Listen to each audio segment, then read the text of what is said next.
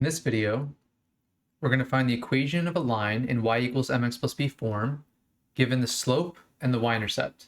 So the formula is y equals mx plus b.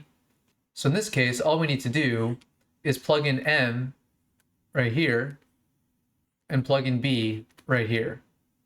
And we get y equals negative 5 over 6x plus 3. Now, what if they only give us the slope and a point? In this case, what we need to do is solve for the y-intercept b. So we're going to take the m value and plug it in here.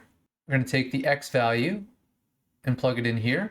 And we're going to take the y value and we're going to plug it in here. And to get rid of the negative 2, we're going to add 2 to both sides. And we get b equals 7. Now, once you have the b value and the m value again, we have our answer.